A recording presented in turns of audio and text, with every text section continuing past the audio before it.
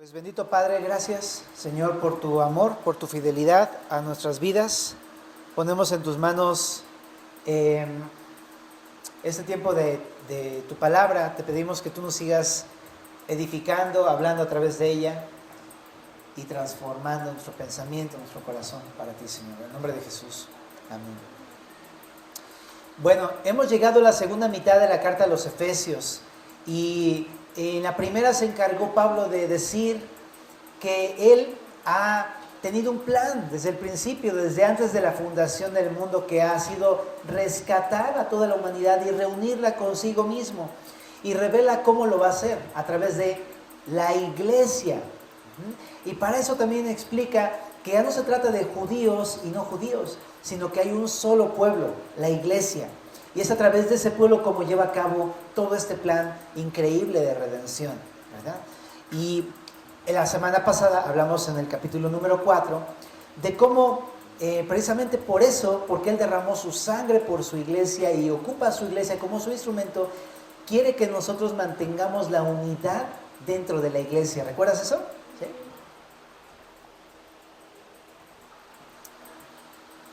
Pero el día de hoy vamos a ver cómo Dios da dones para mantener la unidad de la iglesia. Y eso es lo que vamos a estudiar del versículo número 7 al verso número 11. Vamos a leerlo pues en el verso 7, dice así: Pero a cada uno de nosotros fue dada la gracia conforme a la medida del don de Cristo, por lo cual dice, subiendo a lo alto, llevó cautiva la cautividad y dio dones a los hombres. Y eso de que subió, ¿qué es? Sino que también había descendido primero a las partes más bajas de la tierra. El que descendió es el mismo que también subió por encima de todos los cielos para llenarlo todo. Y él mismo constituyó a unos apóstoles, a otros profetas, a otros evangelistas, a otros pastores y maestros. Es que increíble, viene con la misma idea. Aunque la iglesia somos una unidad y nos ha llamado a mantener la unidad, ¿sabes? A cada uno de vosotros le fue dada la gracia conforme a la medida del don de Cristo. ¿Qué significa esto? Mira, déjame leértelo en la NTV. Dice en la NTV: No obstante, Él nos ha dado a cada uno de nosotros un don especial mediante la generosidad de Cristo. Es decir, aunque la iglesia somos una unidad, Cristo ha dado dones a cada uno de los miembros de su iglesia. Para empezar, dice aquí en este pasaje, en este versículo, que Cristo es quien ha dado estos dones espirituales a su iglesia. Perdón. Y en el verso 10 vamos a ver por qué dice que fue Cristo, y especialmente hace énfasis en eso y no el Padre. Y ahorita lo vamos a estudiar. Pero Cristo ha dado dones para mantener la iglesia, la unidad de la iglesia, me refiero. Ahora, esta palabra dones que aparece en ese versículo es la palabra dorea en griego, que significa regalos. O sea, que Cristo ha dado regalos espirituales para mantener la unidad de su iglesia. En 1 de Corintios, capítulo número 12, aparece una clasificación de los dones, y es el mismo Pablo el que hace esta clasificación. Pues, ¿qué te parece? Le echamos un ojito allá en 1 de Corintios 12.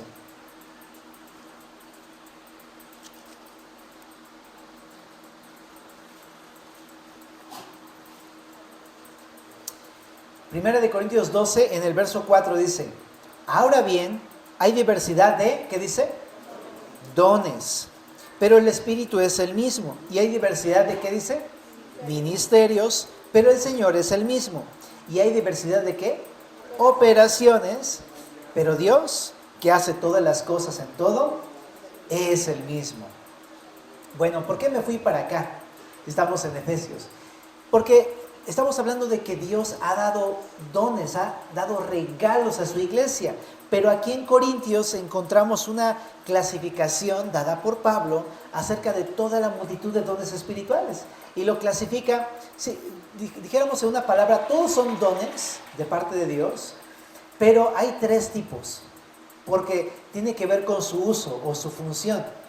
El primer tipo de dones le llama aquí en Corintios, así literal, dones, que es la palabra carismas en griego, que hace referencia a que son regalos que provienen de Dios. Pero también dice ahí que hay ministerios, que son también llamadas diaconías. Y esta lista es la que vamos a estar estudiando en Efesios, que es una lista de regalos especialmente que Dios ha dado para la unidad de la iglesia, ¿ok? Y también habla de una tercera clasificación, que son los energemas u operaciones. Se le llaman energemas porque la palabra operaciones en griego es la palabra energema o energema, pero significa eso, una operación. Y esta lista está aquí en 1 Corintios 12, ¿ok? Pero si podemos decir de manera bien fácil y general, todos estos son los dones de Jesús, los regalos que Jesús ha dado a su iglesia.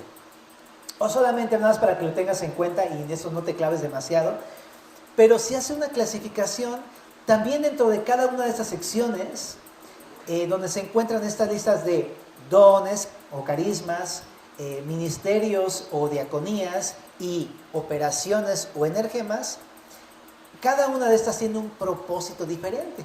Ajá. La lista de dones o carismas la encuentras en Romanos 12 y el propósito, según ese capítulo, es adorar a Cristo a través de nuestro servicio hacia Él. Ajá. La lista de energemas u operaciones de 1 Corintios 12, ahí la encuentras, sirve para, dice ahí, para provecho de los demás, es decir, principalmente para provecho de la iglesia, o para beneficio de la iglesia, o para ayudar a la iglesia. Pero esta lista de Efesios, que son los ministerios u operaciones, tienen el propósito de mantener la unidad de la iglesia. Todos son dones, pero cada uno tiene un propósito diferente, por eso es que los clasifica distinto. Ajá. Y aquí en Semillas sí, como que hacemos la distinción de cada uno de estos tipos de dones. Pero el día de hoy vamos a estar estudiando Efesios 4 y vamos a ver esta lista de ministerios o diaconías especialmente dados a su iglesia como un regalo para mantener la unidad. ¿Hasta aquí? ¿Vamos bien? Bueno. ¿Y cuál es? Me encanta porque, vamos a regresar aquí a Efesios. Dice aquí que a cada uno de nosotros nos es dada la gracia. Entonces está interesante porque estos dones se los da toda a la iglesia, pero déjame decirte, también Pablo hace un énfasis aquí. No solamente se los da de manera grupal, en comunidad, sino que también dice que a cada uno de nosotros nos ha dado de manera individual esta gracia, es decir, dones. Ajá. Y simplemente es para, si digamos de una manera sencilla, es para poder servirle y para poder entre todos mantener la unidad del cuerpo de la iglesia. ¿Okay? Entonces, pero esos son de manera individual, tanto en colectiva como individual. Y dice ahí, fíjate, pero a cada uno de nosotros fue dada la gracia conforme a la medida del don de Cristo. Ahora quiero hacer énfasis en esta palabrita gracia. Esta palabra gracia es la palabra charis o caris, que también se parece mucho a charismas o carismas, que son los dones que ahorita vimos en la clasificación de Corintios 12, ¿de acuerdo? Pero esta palabra caris establece una realidad, la base a través de la cual son distribuidos los dones a cada uno de nosotros como miembros de la iglesia, es la gracia de Dios. O sea, ¿a qué me refiero con esto? Que Dios no nos da estos dones que estamos estudiando, no nos los da basados en nuestra generosidad, en nuestras bondades, en nuestra fidelidad, en nuestros méritos, en nuestras capacidades. No es por eso, sino que nos los da de acuerdo a su gracia. Esta palabra gracia significa favor inmerecido. O sea que todos estos dones nos los da como algo inmerecido. No es que hagamos algo para merecerlo, y aunque hubiéramos hecho mucho, no es por eso que Dios nos otorga estos dones. Son una gracia de Dios. Por eso la NTV lo traduce de la siguiente manera: mediante la generosidad de Cristo tenemos estos dones. ¿Me explico? Entonces, qué increíble, ¿no? Porque de repente, cuando vamos a leer más adelante esta lista, y de repente parecería, como él es maestro y es pedagogo, entonces se me hace que él debería estar en el ministerio de enseñanza, ¿no? O como él tiene mucha elocuencia, él debería ser profeta. Pero no, sino que a cada uno les dado los dones de acuerdo a la gracia, no de acuerdo a la capacidad que tengamos. Por eso es que de repente ves a personas que no tienen una licenciatura en pedagogía o no tienen unos estudios en algún, ya sabes, en hablar, en la homilética, ¿no? O que no son personas que den discursos ante las gentes y todo, o que son locutores y están ahí en la iglesia haciendo, sirviendo, enseñando y etcétera. ¿Me explico? Entonces no depende de eso, ¿no? Pero a veces sucede, ¿no? A veces sucede que hay personas que tienen capacidades de este tipo y Dios les da también dones para que los ejerzan en ese tipo de áreas, pero no es la condición. Son un regalo de Dios. Okay. Bueno, ahora, entonces está bien padre también eso, ¿sabes?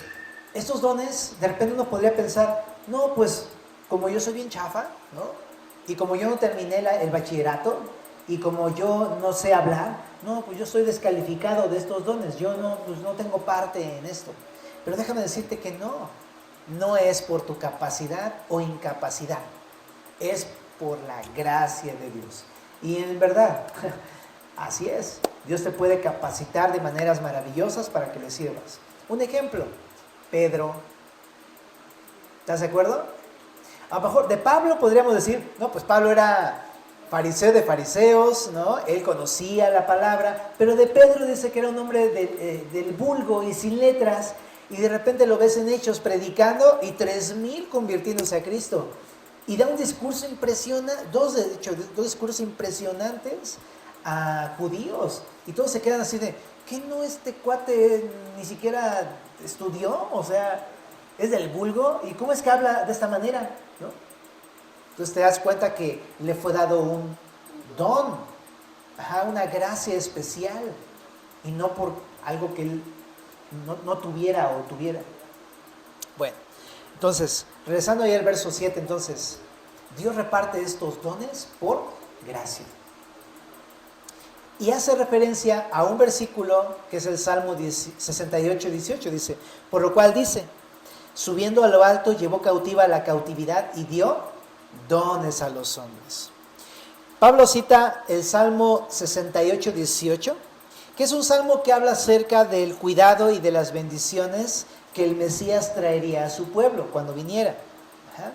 Una de ellas son los dones, dice ahí en el verso número 8.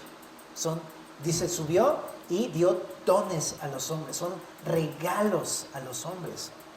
Entonces sí, Pablo usa este versículo para decir que estaba escrito esto, que Dios iba a dar regalos a su iglesia, ¿ok?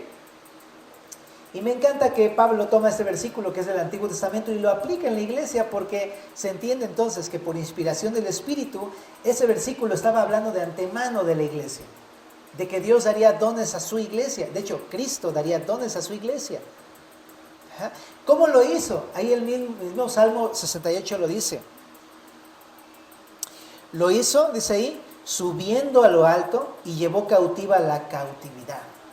Entonces esta imagen es bien interesante. La palabra subiendo habla de la resurrección, porque es la palabra anabaino, que significa levantar. Hace referencia a la resurrección, pero también habla del momento en que Jesús ascendió a los cielos, subió a lo alto. Entonces habla de ambas cosas.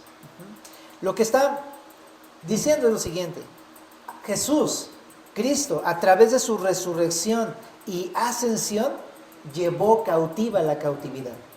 Ahora, ¿a qué se refiere esto con que llevó cautiva la cautividad? Es decir, que al levantarse de los muertos y ascender al Padre, venció sobre aquello que nos tenía cautivos o esclavos. ¿Y qué nos tiene cautivos o esclavos?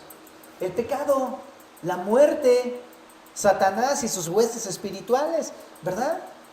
Son cosas que nos tenían cautivos, atados. No podía uno acercarse al Señor, no podía uno tener libertad, no podía uno hacer la voluntad de Dios, porque uno estaba esclavo del pecado. ¿Recuerdas que Jesús lo enseñaba en Juan 6? El que hace pecado, esclavo es del pecado, ¿verdad? Es lo que decía Jesús. Cualquier persona que practica el pecado es esclava, aunque diga ser libre, es esclava del pecado. Pero aquí dice, pero Jesús venció. Lo que hizo es con su resurrección y con su ascensión está comprobando que Él venció sobre el pecado, porque pagó el pecado en la cruz y resucitó, lo venció. Pero también con su ascensión demostró que, venció sobre la muerte, resucitó, pero también traspasó los cielos y logró llegar al lugar donde tú y yo no pudiéramos jamás haber llegado en nuestros propios méritos. Él ascendió a los cielos. Lo que está mostrando es la imagen de un guerrero victorioso. Un guerrero victorioso que ha llegado a su trono y junto con él ha traído a muchos esclavos cautivos. Y esos esclavos son el pecado, la muerte, Satanás y sus huestes espirituales. Venció sobre todos ellos y ha quitado todo eso de nosotros para que nosotros pudiéramos tener dones espirituales. Pudiéramos recibir de Él un regalo. Ahora, chécate esto. Dice ahí, y dio dones a los hombres. Significa que mientras Jesús es el guerrero victorioso, los dones son el botín. Y si habla de que cuando Él venció, dio dones a los hombres, significa que esos dones eran un botín que tenía el enemigo anteriormente. ¡Qué loco! Y eso es muy, muy real porque desde Adán, cuando pecó, le entregó sus derechos a Satanás. Y todo lo que Dios le había dado al hombre, lo había perdido al pecar. Pero Jesús recuperó todas las bendiciones que había dado al ser humano y se las da ahora a su iglesia. Por eso dice, recuperó el botín y el botín se lo dio a los hombres. Pero específicamente, hablando de este capítulo, esta frase hombre se refiere a la iglesia. Dio dones a su iglesia, que es el botín que Él recuperó. ¿Hasta aquí vamos? Ok. Pues qué interesante, ¿no? Cómo Dios restaura lo que perdemos, ¿no? Como seres humanos por el pecado y nuestra necedad perdimos todo. Ya Jesús y nos restaura todo. Esta porción dice que restaura a su iglesia toda capacidad, todo don espiritual.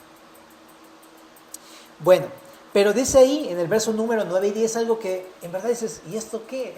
¿No? Pero diga, chécate lo que dice. ¿Y eso de que subió, qué es? Sino que también había descendido primero a las partes más bajas de la tierra. Y tú dices, ¿what? ¿De qué está hablando esto? ¿No? Bueno, déjame ponerlo de la siguiente manera. Dice aquí, ¿y eso de que subió, qué es? Está hablando de la resurrección y ascensión. Eso de que resucitó y ascendió, ¿qué significa?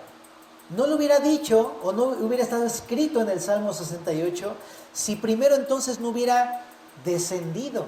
¿Estás de acuerdo? O sea, porque sí se subió, pero ¿de dónde? ¿Por qué? ¿Cuándo bajó?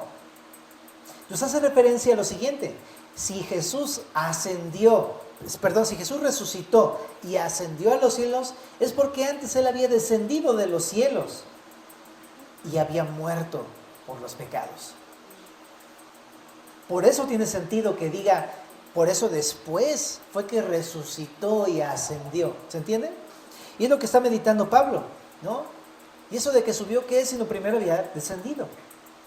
Ahora, en ese sentido, creo que por lo que estamos leyendo, esta frase de que descendió hasta las partes más bajas de la tierra, no hace referencia a lo que dice primera de Pedro 3:19. ¿Salud? Porque en primera de Pedro 3:19 dice que fue y predicó a los espíritus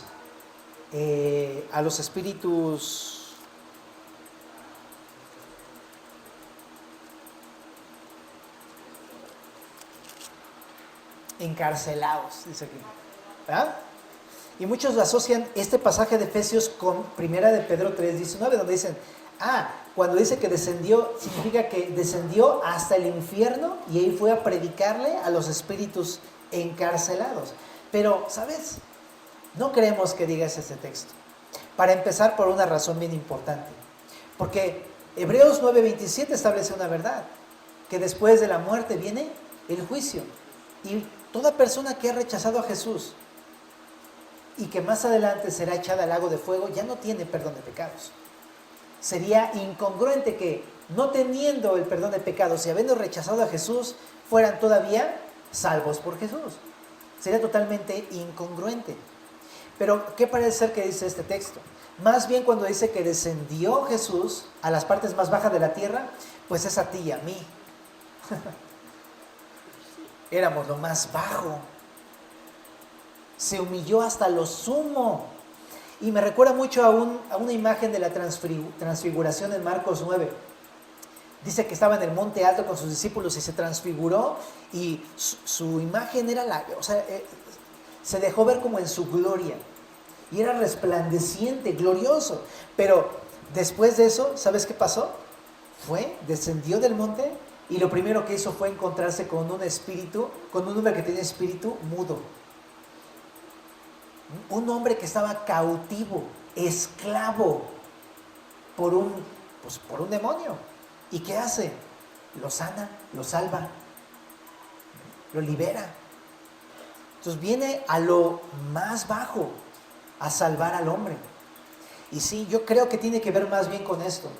Cuando dice que Él descendió, significa que Jesús estaba en su gloria, pero se volvió carne, encarnó. A eso se refiere con que descendió, encarnó para venir a rescatarnos a nosotros que estábamos en lo más bajo. Esclavos de nuestro pecado, esclavos del diablo, esclavos de todo el sistema del mundo. A nosotros vino. Por eso dice que se humilló hasta lo sumo en Filipenses 2. Se humilló hasta lo sumo, hasta el polvo.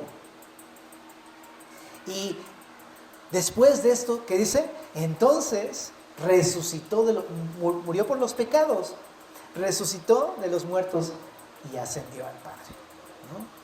Pero ahora hay una frase interesante porque dice aquí, subió por encima de todos los cielos para llenarlo todo.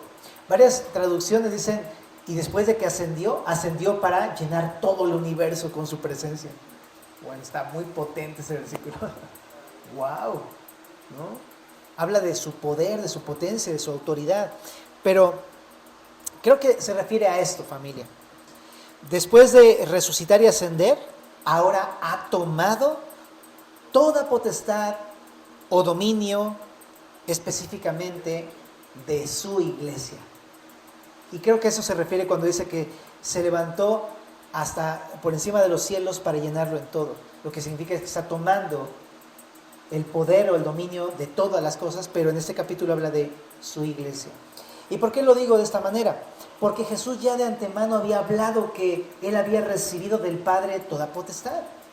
Mira, por ejemplo, allá en Juan 5:21, te voy a dar unos versículos si quieres apúntalos, pero en Juan 5:21 Jesús dijo que el Padre le había dado potestad sobre la vida y la muerte. Muy interesante. También en Juan capítulo 5, verso 22, Jesús hace referencia a que el Padre le dio potestad para hacer juicio sobre todos los hombres. Ahora también en Juan 5:26 dice que Dios le dio al Hijo la potestad para tener vida en sí mismo, para resucitar a los muertos.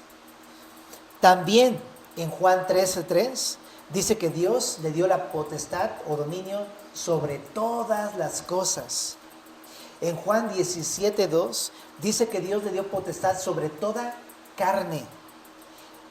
Y aquí específicamente, ¿no?, habla de la iglesia en Juan capítulo 17, verso 2. Porque más adelante en Juan 17 dice, no oro por los del mundo, sino por los que me diste. Y habla de eso. Cuando dice que le dio potestad sobre toda carne, habla de la iglesia. ¿Ok? Entonces por eso yo creo que se refiere a cuando se asciende sobre todos los cielos, es para asumir su dominio sobre la iglesia. Ahora también en Mateo, capítulo número 28, verso 18, que es la gran comisión, comienza diciendo eso, toda potestad me es dada en los cielos y en la tierra. Y ahí ya dijo esas palabras después de haber resucitado de los muertos. Pues qué increíble cómo Jesús habló de cómo el Padre le dio potestad sobre todas las cosas y sobre su iglesia, ¿me explico? Yo creo que cuando viene a Efesios y dice Pablo que ascendió por encima de todos los cielos para llenarlo en todo, es para eso, para tomar el poder que tiene sobre todas las cosas y que le fue dado por el Padre. Y la pregunta es, ¿pero qué no lo tenía antes? Sí, Jesús era todopoderoso, pero parece indicar que fue fue hasta el momento de su muerte y resurrección, cuando entonces, digamos así, fue efectivo que Él recibiera todas estas cosas de parte del Padre. Ya la tenía, porque Él y el Padre son uno. Bueno, no nos metamos en tanto detalle teológico. El punto es aquí, El punto es que Jesús tiene toda potestad, todo dominio, todo poder sobre todas las cosas y también sobre su iglesia. Y con este poder va a dar regalos a los hombres. Él tiene la facultad de quitar del enemigo las cosas que había robado y poder entregárselas a su iglesia, porque Él es el guerrero victorioso. Él es el que ha vencido sobre la muerte, sobre el pecado y sobre el diablo. ¿Vale? Bueno, pues ahora vamos a ver qué cosas va a regalar a su iglesia. Ahí en el verso número 11 dice, y Él mismo constituyó a unos apóstoles, a otros profetas, a otros evangelistas, a otros... Muy bien. Para empezar dice que es Él el que constituye. ¿Te das cuenta? Viene siguiendo la misma idea. Él es el que tiene la potestad. Por lo tanto, es Él el que constituye estos dones a su iglesia. Él es el que los regala a su iglesia. Él tiene ese poder. Él los constituye. Ahora, me encanta que dentro de esos regalos va a nombrar a personas, ¿no? El regalo para su iglesia son ciertas personas que ahorita vamos a estar estudiando. Pero déjame solamente decir algo. El don que Cristo dio a su iglesia expresado en este pasaje es el equipo de liderazgo de la iglesia local. Voy a repetirlo. El don de Dios, de Cristo, el don de Cristo que ha dado a su iglesia, o sea, el gran regalo que nos ha dado como iglesia, son los líderes de nuestra iglesia local. Eso es lo que está expresando en este verso número 11. No se refiere al servidor en general, se refiere al liderazgo bíblico dentro de una iglesia local. Para decir más sencillo, los pastores. ¿Ok? Y está muy interesante, o sea, a mí me llama mucha atención que Pablo dice eso. ¡Hey! Sí, a toda la iglesia le ha dado dones, Romanos 12, carismas. Sí, a toda la iglesia le ha dado energemas u operaciones, Corintios 12. Pero solamente ha escogido un grupo de liderazgo como un regalo especial para su iglesia. Lo que expresa entonces que no todos en la iglesia son constituidos para ser parte de este grupo de liderazgo, pero este grupo de liderazgo es el regalo para la iglesia. Entonces, creo que está interesante entenderlo de esa manera, porque de repente uno podría pensar, o sea, ¿que no la meta es ser pastor? ¿Que no sería como lo ideal de todos los cristianos? Pero realmente no. Realmente ese grupo de líderes solamente son un vehículo para ayudar a la iglesia a un propósito mucho más sublime que tiene para con todos nosotros, congregantes de una iglesia local.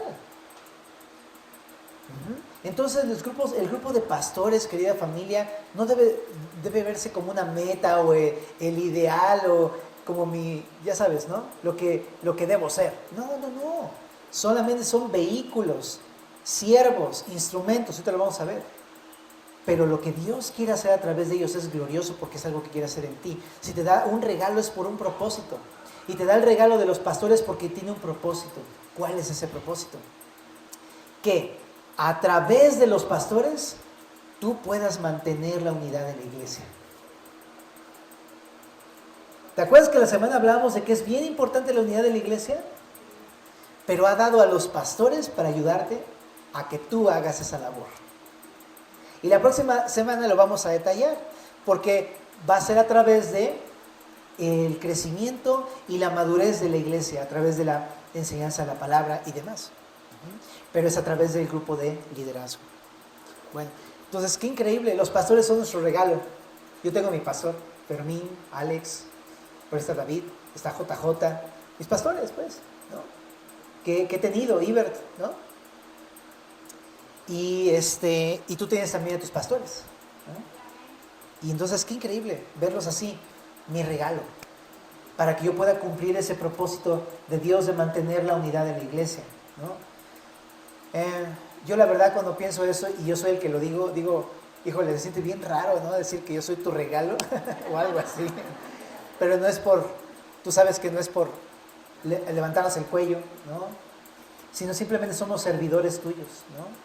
Para que tú cumplas lo que Dios quiere para ti, ¿vale? Pero, y eso queremos, servirles. Y en ese sentido, esta palabra, todo este grupo de liderazgo, pues, no debe verse como títulos, no se debe ver como posiciones, no se debe ver tampoco como jerarquías. Desgraciadamente se ha visto así en algunos lugares, donde, pues, diácono mata congregante, ¿verdad? Pero pastor mata diácono, pero el obispo mata pastor. Entonces, como que pareciera que cada función es más importante, ¿no? Y vas ascendiendo en rango, pero nada que ver, nada que ver. Simplemente somos servidores. Ajá. Y la palabra aquí tiene que ver con funciones, no con rangos o con posiciones o con jerarquías, sino con funciones. Ajá. Pero Dios da esas funciones a ciertas personas. Bueno, ahora, aclarando un poquito esto, entonces vamos a comenzar a ver estos ministerios, que son estos dones para la unidad de la iglesia. Ajá. Bueno, el liderazgo está conformado por 5 categorías de servidores. Ajá. Número 1, dice ahí, apóstoles. Ajá. Entonces, esta palabra apóstol, ¿cómo se ha malentendido? Cuando tú normalmente escuchas apóstol, de repente te cierras porque dices, ya van a empezar con eso, ¿no? Porque quizá a lo mejor has crecido en una, ¿cómo se dice? Como confusión en cuanto a ese tipo de conceptos, ¿no? Pero en verdad, no te cierres, déjame explicarte. La palabra apóstolos en griego significa enviado, o sea, no tiene que ver con otra cosa. Pero esta palabra se ocupaba de distintas maneras en lo largo de la historia. Los primeros apóstoles que hubieron fueron los 12, ¿verdad? Que fueron los apóstoles que Cristo mismo levantó, los cuales asentaron la doctrina cristiana y también los cuales fueron los que establecieron las iglesias, ¿no? En la época de Jesús. Y que tenían la autoridad apostólica de parte de Jesús para establecer doctrina. Pero te tengo una noticia, esta era ya pasó, ese tipo de apóstoles ya pasaron, ya no hay otros apóstoles de Cristo, se acabaron. Ajá. Pero a lo largo de la historia estos apóstoles dejaron a su cargo personas con una función similar, pero no es del mismo tipo, son funciones apostólicas, pero no es un apóstol como ellos. O sea, no podríamos decir que los apóstoles del día de hoy son con autoridad de Cristo.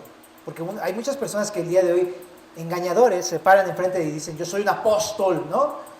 Y entonces dicen, como yo soy un apóstol, entonces tengo la revelación, una nueva revelación para establecer esto, ¿no? Y pum, y dicen y todo. Pero no es eso ya pasaron, eso no existe. Es un falso maestro, ¿no? Un falso apóstol.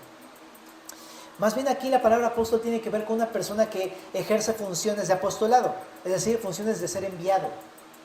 Ajá. Y de una manera muy extensa se puede entender como una persona que pues es enviado por sus pastores para cumplir una tarea en especial. Por ejemplo, puede ser que un pastor de una iglesia tome a una persona servidora y le diga, te envío, pues no sé, a Monterrey y vas a levantar ahí una iglesia, vas a hacer un estudio bíblico, ¿vale? Y ahí va Lenin, ¿no? ahí va el pastor Lenin y ya va y es enviado. Es un apóstol en el sentido que es un enviado, está yendo a hacer una labor, ¿no? Y en ese caso, el sostenimiento de una iglesia, la supervisión de una iglesia, lo que se llamaría un obispado. Pero es eso, es un apóstol. Pero no es un rango, es una función. Supervisar, pastorear, ¿no? En algunos casos, por ejemplo, es cuando alguien es enviado a una labor misionera pionera, donde no hay nada del evangelio y de repente llega alguien a empezar a hablarle de Cristo a las personas y empieza a tener un pequeño grupo de estudio pionero, ¿no? Y así, o sea, eso es un apóstol, siempre y cuando sea enviado por alguien, ¿no? Me encanta. Pero ¿quién los envía? Pues Cristo. Ahí dice, Él mismo constituyó a unos apóstoles. Pero creo que cabe el comentario. Es Cristo el que los envía, pero lo hace siempre a través de sus pastores. No hay autollamados, no existen los autollamados. Cuando una persona va sola, se envía, ¿no? Sola, entonces no está enviado por una iglesia, por sus pastores, y por lo tanto tampoco por Cristo. Ahí te encargo. ¿En qué bronca se meten? Porque si no es Cristo el que te envía, pues ¿quién te va a sostener? ¿Quién te va a ayudar? ¿Quién te va a dirigir? A mí me daría terror. Simplemente estar haciendo algo que el Señor no me llamó. Es como, yo sé que no está Cristo conmigo respaldándome. Y tristemente hay muchas personas que están haciendo eso, ¿no? Pero aquí dice que son enviadas por Cristo, familia. O sea, quiero decirte una cosa, querido hermano. Si tú alguna vez en tu corazón tienes el anhelo de servir al Señor de esta manera, 1 Timoteo 3 dice que el que anhela obispado, buena obra desea. Pero te quiero decir una cosa, espera que sea Cristo el que lo haga. No corras, no te saltes, espera que Cristo te mande. Y es bien padre porque en mi caso, bueno, yo te puedo decir eso. Pues yo cuando comencé a estar en el instituto comenzó en mí ese anhelo porque yo veía a Raúl Garduño, veía gente que era muy joven y me enseñaba la palabra y yo decía, wow, qué increíble, o sea, me encantaría. Pero yo lo he platicado con mi esposa y ni ella ni yo, por ejemplo, y qué bueno que se da esta oportunidad de decírtelo, nunca pedimos que nos pusieran como pastores, nunca. Sino que una vez el pastor se me acercó y me preguntó, ¿y a ti qué te gustaría? Y así, ¿no? Yo le dije, no, pues me encantaría servir al Señor en la iglesia, la verdad. Me dijo, ok, bueno, ponte a trabajar. Y después de 2 años o más, fue que me empezaron a invitar a servir en ciertas áreas de enseñanza. Pero en verdad, yo lo veo, es como, qué padre, ¿no? Y cuando Dios te envía, Él hace la obra. ¿Me explico? Cuando tú te envías, ¿quién hace la obra? Pues Tunas Verdes, ¿verdad? Y no pasa nada. Porque si no está el Espíritu ahí contigo, pues ya fue. Entonces, mejor espera, ¿va? Mejor, si tienes el anhelo de servir, mejor acércate con tu pastor y dile, pastor, me encantaría, estoy aquí. Y yo te diría, claro, discípulate. Métete a Navegantes, métete a este discipulado, métete a este otro, discípulate. Y Dios te va a capacitar y en algún momento Dios te va a llamar. Bueno, y estamos en el mejor de los ¿cómo se dice? Anhelos, ¿eh? O sea, yo quiero que tú estés discipulándote, no meramente para servir, sino para ser un discípulo, valga la redundancia, para que busques a Cristo y eventualmente cuando tú lo buscas, Él te hace pescador de hombres, ¿no?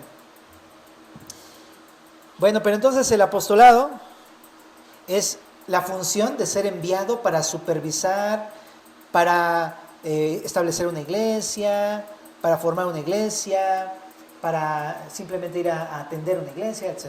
Pero es enviado. Bueno, hay otra categoría dentro del grupo de liderazgo.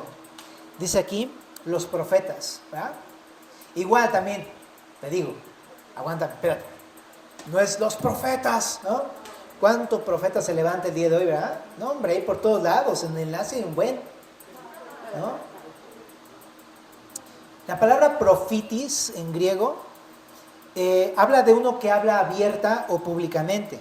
Al igual que los apóstoles, ya no existen los profetas como los fundadores de la iglesia o de la doctrina. ya que los 12 pues ya están con el Señor, ¿no? ¿Ok? Entonces aquí los profetas de los que se habla no son personas con una nueva revelación, como algunos dicen tener. Yo tengo una revelación nueva, hermano. No. Esos son pseudos profetas. ¿Ah? Los profetas de hoy ya no tienen nuevas revelaciones porque toda la revelación de Dios ya está escrita. Ajá. Entonces, ¿qué onda con los profetas del día de hoy? Son personas que no tienen una nueva revelación, sino que tienen una comprensión fresca de lo que ya ha sido revelado. De repente empiezan a tener una revelación, una comprensión clara del texto. Dicen, claro, aquí dice, ya está escrito. Y simplemente lo exponen. Pero, en ese sentido, son funciones especiales en las que las personas exponen lo que el texto está tratando de decir. Por eso es que lo que hace un profeta es exponer la palabra de Dios y aplicarla de manera pertinente a tu vida. Eso hace un profeta al día de hoy. Entonces me viene a la mente alguien, el pastor Fermín. ¿Por qué? El pastor Fermín no estudió un doctorado en teología, ¿no? No es que estudió para profeta o algo así, ¿verdad? Pero cuando tú lo escuchas hablar dices, no invento. O sea, yo siempre que me pongo a escucharlo siento que el Espíritu es el que me está hablando, ¿no? Y cuando me ve así, Dios mío, o sea, digo, perdóname de todos mis pecados, Señor. No porque le tenga miedo a mi pastor, yo lo amo, es súper lindo y tierno conmigo, siempre lo ha sido. Me refiero a que Dios está usándolo para exponer su palabra y le ha dado un talento especial, un don especial para exponer la palabra. ¿Qué significa exponer? Significa sacar a la luz, ¿no? Esas cosas que luego tú y yo no entendemos claramente, pero imagínate, no las entiendes, estás como así, pero llega alguien y te prende la luz y es como, wow, ahora sí ya entendí. Un profeta tiene la habilidad de Dios para exponerte la Biblia. Todas las partecitas estas que están bien complicadas y que luego no saben ni qué onda. Ese es un profeta, ¿ya? Pero no solamente te ayuda a entender, ya que entendiste, dice, ok, ya lo entendiste, ahora llévalo a tu vida. Y te lleva a aplicarlo a tu vida. Eso es un profeta, ¿vale? ¿Se entiende? Entonces es la función de exponer la palabra y aplicarla pertinentemente a tu vida. Qué regalos son los profetas en la iglesia. El pastor Fermín, Alex es un impresionante profeta que Dios ha usado en mi vida de una manera bien, la de todos nosotros, ¿no? Alex Aguad. Impresionante. Entonces simplemente es agradecer al Señor por esas personas. ¿Qué otra categoría? Los evangelistas. La palabra evangelistis es un compuesto de dos palabras griegas, ev y angelos, que significa, ev significa bueno y angelos, pues mensajero o ángel, ¿no? Pero se traduce como mensajero de lo bueno, pues. Entonces, denota un predicador del evangelio, de las buenas noticias, como por ejemplo Felipe el evangelista, ¿te acuerdas? Que por todos lados iba y predicaba el evangelio. También Timoteo es uno de estos evangelistas, se le dice, cumple tu ministerio, haz labor de evangelista. Ajá. Y bueno, aquí en Efesios habla en general acerca de todos aquellos que tienen un don de Dios para predicar el evangelio. Es una función de anunciar con claridad el evangelio y ayudar a otros a dar un paso de compromiso con Cristo o a dar un testimonio personal de manera eficaz. O sea, no solamente son personas que te predican, son personas que te empujan a que digas, acepto, ¿no? Y, por ejemplo, yo conozco a algunos, de hecho, entre nosotros hay algunos hermanitos, ¿no? Ahora que tuvimos la entrega de la ropa en el ropero, o sea, me asombraba cómo de repente había hermanos que llegaban y decían, vente, siéntate, arrepiéntete. Y esto, y pum, pum, pum, pum, le empezaban a decir, y Cristo te ama, y Cristo te bendice, y qué onda, ¿qué vas a decirle? ¿Te vas a salir así? No, tienes que decirle, a ver. y los llevaban a este punto y eran como, sí, perdóname, Señor. Y estaban así, increíble, muy bonito cómo Dios los usa. Allá en San Antonio está un hermanito a cargo de un ministerio de esto, que se llama Emanuel, que lleva tortas y caldo a los hospitales y todo. Nosotros también planeamos hacer algo así parecido en julio.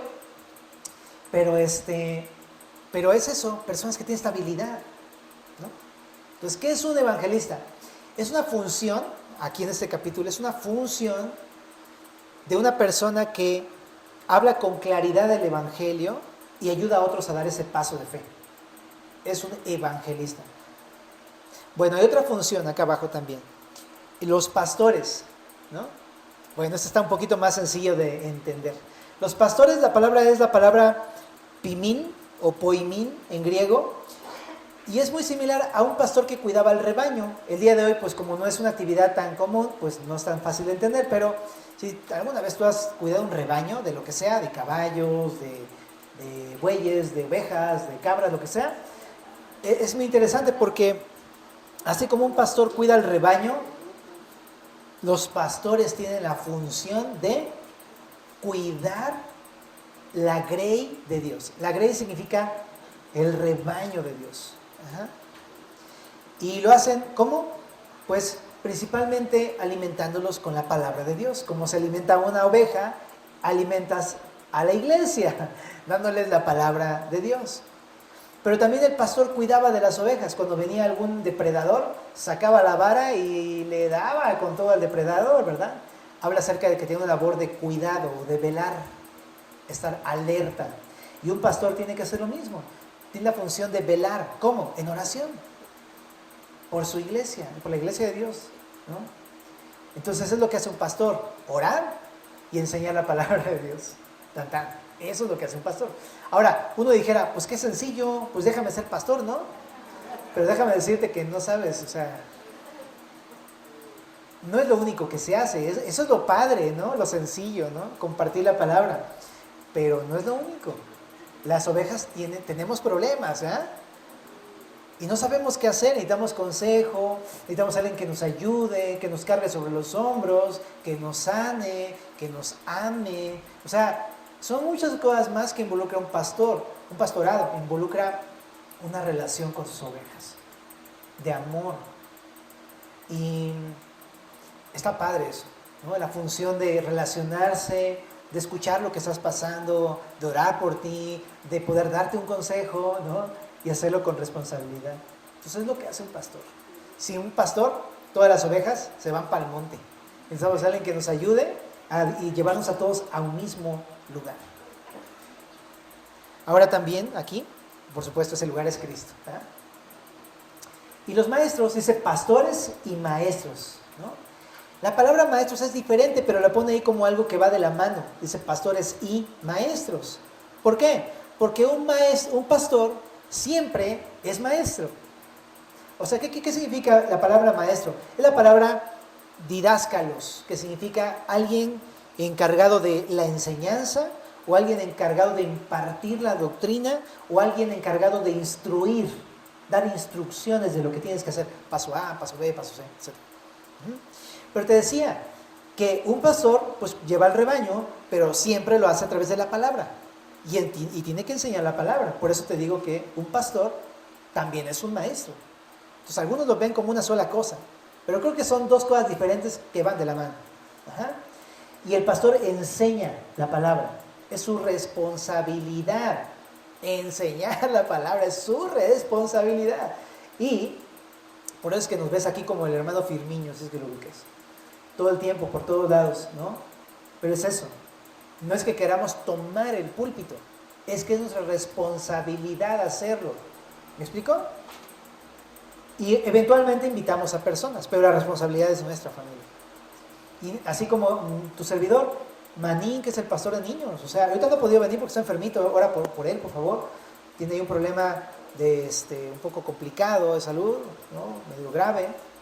Pero ora por él. Pero aunque está ahí en casa, está orando, está estudiando. Está, ¿qué onda, Manín? Oye, ya hice el rol. Oye, Manín, falta esto. Oye, Manín, le voy a decir a tal persona que me ayude. Manín, y esto y lo otro. Por eso se llama Manín, ¿no? Se llama Rodrigo realmente, pero es Manín, ¿no?